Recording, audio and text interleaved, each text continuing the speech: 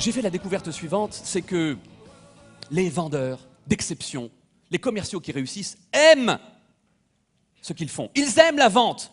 Ça peut paraître particulier d'aimer la vente, mais oui, ils aiment ça. Ils aiment vendre. Et vous savez pourquoi ils aiment vendre? Pour une raison très simple. C'est parce qu'ils ne se voient pas comme des vendeurs.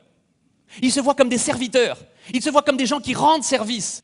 La deuxième raison pour laquelle les vendeurs aiment vendre, c'est qu'ils sont persuadés, en leur âme et conscience, que leurs produits sont les meilleurs. Et si vous êtes convaincu que votre produit est le meilleur, c'est votre devoir de convaincre le client et de l'obliger à acheter.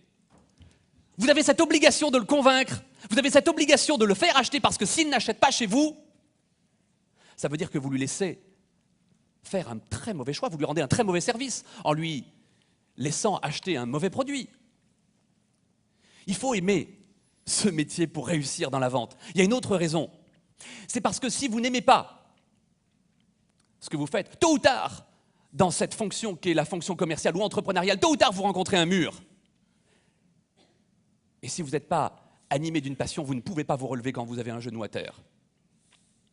Parce qu'il faut de la passion, il faut de l'enthousiasme, il faut de la persévérance, de l'opiniâtreté, de la résistance à l'échec dans cette profession. Et sans passion, c'est pas possible de tenir. Si vous n'avez pas une bonne raison, vous ne tiendrez pas plus d'une saison. Est-ce que quelqu'un a un billet de 10 €? Mademoiselle, vous voulez venir sur scène, s'il vous plaît? Vous appelez comment? Linda, je voudrais vous vendre ce gobelet en papier. 10 €. Il est vide. Mais je vous assure que vous vous en féliciterez. Ça vous rend vraiment la peine que vous le preniez. Et on a 1000 personnes qui sont là, qui vous regardent. La transaction sera définitive. Je prends votre billet, je vous donne ce gobelet, je ne vous rendrai pas votre billet, mais je vous assure, ça en vaut la peine. Non mais, faites-moi confiance.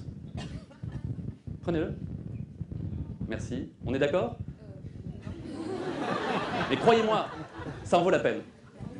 Oui. C'est fini. Merci beaucoup.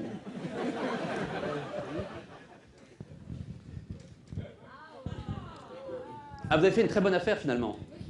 Il est à vous, je vous le laisse.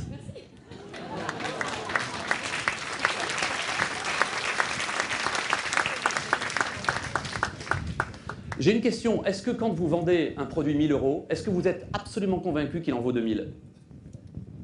J'aurais eu aucune difficulté à insister, à la contraindre, à l'obliger à m'acheter mon gobelet parce que je savais qu'il y avait un billet de 20 € dedans. Le plus bel investissement que vous puissiez faire, c'est d'investir dans votre formation. Vous formez à cette croyance que votre produit, c'est le meilleur. Vous devez vous auto-convaincre, vous auto-vendre avant d'aller évangéliser. Quand vous serez intimement convaincu que vous lui en donnez beaucoup plus pour son argent, vous vendrez n'importe quoi. Notre éducation est particulière. La France, particulièrement, a une habitude, un entraînement à la critique. Le sens critique y est particulièrement développé. Merci Descartes. Et la tendance naturelle, c'est de toujours voir ce qui ne va pas. Si vous accueillez votre enfant qui vous dit « Papa, j'ai eu 18 en maths et 5 en français », réponse « C'est quoi ce 5 en français ?» Notre réflexe, c'est de voir ce qui ne va pas. La culture américaine est très différente de ce point de vue-là. Une maîtresse française qui demanderait à un élève « 2 plus 2 », l'élève répond « 3 », la maîtresse répondrait « Faute, erreur !» Aux États-Unis, 2 plus 2, l'enfant répond 3, presque. Répond la maîtresse, parce que dans la culture américaine, on est plutôt prédisposé à regarder ce qui va bien, à valoriser les talents, plutôt qu'à souligner ce qui ne va pas. Aux États-Unis, vous savez quand est-ce qu'un élève est convoqué par la direction de l'école? Quand il passe de B à A. On lui demande de venir et d'expliquer comment il s'y est pris. On lui demande de venir pour le féliciter de ses progrès. En France, quand est-ce qu'un élève est convoqué? Quand il passe sous la moyenne. Et on le convoque pour le punir, pour le sanctionner. Mais ça a des répercussions qui sont considérables. Vous avez peut-être lu cette enquête qui était parue en février dans le journal Le Parisien. La France est le pays le plus pessimiste du monde. Du monde. Premier, Vietnam. Deuxième, Nigeria. Les Nigérians pensent qu'ils ont plus d'avenir que nous. Ce qui détermine la performance d'un individu, ce sont ses qualités.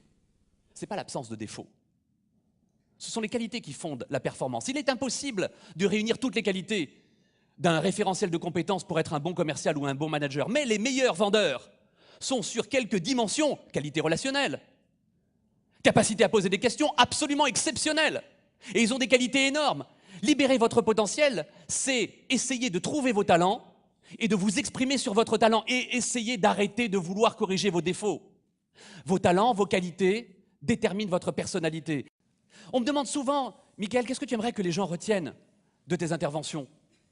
Moi, j'aimerais que vous reteniez la chose suivante, c'est que j'aime passionnément ce que je fais. J'aimerais que vous puissiez vous dire, ce gars-là, manifestement, il adore ce qu'il fait. Vous savez pourquoi ? Parce que si vous pensez que j'aime ce que je fais, il y a une chance pour que vous m'accordiez un petit peu plus d'attention. Et si vous m'accordez plus d'attention, il y a une chance que vous m'écoutez davantage, et que si vous m'écoutez davantage, vous aurez envie de le mettre en pratique. Et si vous mettez en pratique, vous réussirez. Et si vous réussissez, eh bien, ce sera ma récompense.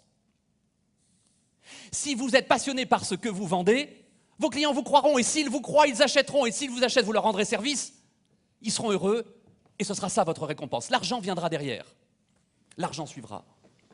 Je viens de passer 1h15 passionnant, vraiment, j'ai appris plein de choses. Je ressors de là, j'ai pas vu le temps passer. Voilà, j'ai l'impression que ça fait 5 minutes que je suis dans la salle et j'ai appris une tonne de choses. Donc je recommande vraiment de suivre ceux qui ont la chance de suivre ces conférences. Franchement, il faut y aller, c'était extra. En 40 ans de carrière en immobilier, je n'ai jamais vu ça. Et il a un optimisme et on devrait le voir partout. Ça donne la pêche et la patate, comme on dit. Donc je vous recommande vraiment d'aller voir cette conférence.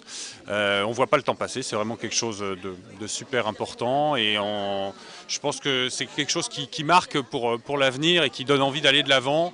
Et on devrait plus parler de ce genre de personnes dans le monde plutôt que ce qui ne va pas et ce qui ne donne pas envie d'aller de l'avant. Ici, on vient prendre de l'énergie et avec ce monsieur, Michael Aguilar, on repart avec beaucoup d'énergie. Je suis vraiment impressionné par non seulement les qualités de Michael Aguilar, mais surtout sa capacité à donner envie